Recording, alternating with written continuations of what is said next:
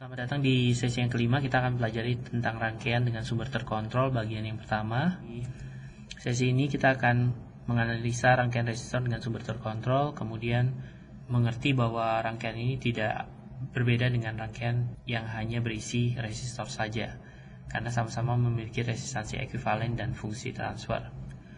Misalnya untuk rangkaian ini dapat dilihat bahwa tegangan output VOT itu bisa dicari dengan cara V1T sama dengan setengah dari VST atau sama dengan cos 100T millivolt. Sehingga untuk mencari tegangan VOT kita bisa gunakan analisa titik, di mana VOT per 1K plus 0,2 V1T itu sama dengan 0, sehingga V0T sama dengan minus 0,2 V1T kali 1K atau sama dengan min 200 cos 100T millivolt. Yang perlu diperhatikan di sini adalah tegangan input dengan tegangan output mengalami penguatan. Kemudian yang kedua diminta untuk mencari sama VOT untuk rangkaian CCCS, current control current source. Jadi sumber arus dengan arus yang dikontrol sebagai pengontrol. Di sini kita cari dulu persamaan 1 di titik 1, persamaan di titik 2, kita dapat ini. Kemudian kita tuliskan auxiliary equation-nya, persamaan auxiliary-nya yaitu IB sama dengan V1 per 1K. Lalu kita masukkan, ini adalah penyederhanaan untuk persamaan pertama di titik pertama, kemudian ini adalah di titik yang kedua. Lalu kita bisa gunakan matriks untuk mencari V1 dan V2. Nah, karena V output sama dengan V2, berarti kita dapat simpulkan bahwa V output itu sama dengan, dalam hal ini, minus 498 per 63 cos 100T millivolt. Nah, untuk rangkaian ini, perhatikan di titik ini, kita tidak menulisnya sebagai persamaan titik karena ini adalah sumber yang terkontrol. Karena dengan sumber terkontrol, maka kita akan mendapatkan variabel yang tidak diketahui, yaitu I yang mengalir pada sumber terkontrol tersebut. Sehingga solusinya, pertama kita tentukan titik ini sebagai titik 1, kemudian ini titik 2, kemudian kita buat persamaannya. Untuk titik 1 adalah ini, kemudian titik 2 adalah ini. Kemudian kita bisa lihat bahwa V1 sama dengan setengah dari VS. Kemudian karena V1 kita tahu, berarti kita substitusi dengan setengah VS, sehingga kita dapat V2 sama dengan 5 per 2 VS. Latihan yang keempat, kita pelajari rangkaian seperti ini. Ada V1, V2, kemudian diminta juga untuk mencari Vout. Solusinya adalah kita membuat persamaan V output dulu. Kita lihat bahwa V output itu adalah tegangan di plus terhadap ground, di mana ini paralel dengan sumber terkontrol tegangan, sehingga kita bisa langsung tulis 10 dikali V1 min V2, di mana V1 nya sama dengan 2 mV, V2 nya kita bisa lihat V2 nya adalah pembagi tegangan 1 per 1 plus 2K kali VO,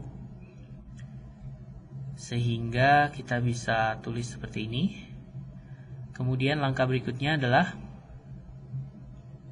kita pindahkan ruas kanan ke kiri untuk menggabungkan variabel Vout, sehingga kita bisa dapatkan angka 60 per 13 mV. Kemudian soal yang kelima, kita lihat di sini ada resistansi ekuivalen. Kemudian ditanya arus juga saat V sumbernya itu sama dengan 5 cos 1000T. Ini adalah solusinya. Kita dapat lihat di sini V1 min V plus V1 per 1K plus V1 min V2 per 5K. Ini adalah rumus untuk titik 1. Sedangkan untuk titik 2 kita dapatkan rumus ini. Setelah kita dapat dua persamaan untuk dua yang tidak diketahui, yaitu V1 dan V2, berarti kita bisa hitung V1 dan V2 menggunakan sistem matriks. Kemudian setelah kita tahu V1 untuk node titik 1 ini, berarti kita bisa tahu berapa arus yang dialirkan pada rangkaian ini dengan cara masukkan V1, kemudian masukkan V diketahui, sehingga kita dapat angka ini untuk arus 57/63 mA. 57 kali V. Kemudian resistansi ekuivalen sendiri kita ketahui dengan hukum Ohm V per I, sehingga kita dapatkan 63/57 kilo ohm. Atau jika digambarkan, berarti arus kemudian tegangan. Untuk tegangan 1 volt kita dapat arus 57/63, artinya resistansi ekuivalen kita 63/57 kilo ohm.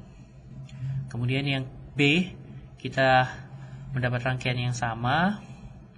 Setelah kita dapat rangkaian ekuivalen ini, lalu kita tinggal masukkan V yang diminta, yaitu 5 cos 1000T, sehingga kita bisa langsung dapatkan 5/63/57 atau 285/63 cos 1000T mA. Arus yang mengalir untuk sumber tegangan sebesar 5 cos 1000T. Nah, topik ini yang soal ke-6 ini mencoba untuk melakukan generalisasi, di mana yang digeneralisasi adalah kita ingin tahu berapa sih gain atau penguatan Vout terhadap input. Vout berapa saat Vs sama dengan 5 cos 1000T. Nah, kita gambar ulang rangkaiannya seperti ini. Kemudian tentukan titiknya. Setelah itu kita buat persamaannya, ini titik 1, ini persamaan titik 2. Lalu dari sini kita ketahui bahwa penguatan untuk rangkaian ini itu adalah output dibandingkan input, atau sama dengan min 25 Vs per Vs, atau min 25 penguatannya. Kemudian V output untuk Vs sebesar 5 cos 1000T, berarti kita tinggal gunakan gain dikali input, tegangan input, kita dapatkan minus 125 cos 1000T. Sekarang kita mengulas sedikit tentang matematik. Kita diminta untuk mencari dan sketsa persamaan diferensial berikut saat T lebih besar atau sama dengan 0. Untuk persamaan X turunan pertama ditambah 20 kali X sama dengan 50 dengan kondisi awal X T sama dengan 0 sama dengan minus 2. Nah, pertama kita cari dulu solusi untuk X natural. X natural turunan pertama ditambah 20xn sama dengan 0, sehingga kita tahu bahwa S-nya sama dengan min 20. Sehingga solusinya adalah xn sama dengan K dikali E pangkat min 20T. Memperhatikan S ini juga disebut sebagai natural frekuensi dari persamaan tersebut, atau di kita dari rangkaian diferensial order 1. Kemudian setelah kita dapat natural, kita lalu cari XF, dan kita tahu di rangkaian order 1 akhir dari solusi dari rangkaian order 1 itu selalu berupa konstanta, sehingga kita tahu turunannya untuk suatu sumber tegangan tertentu atau sumber arus tertentu itu selalu 0.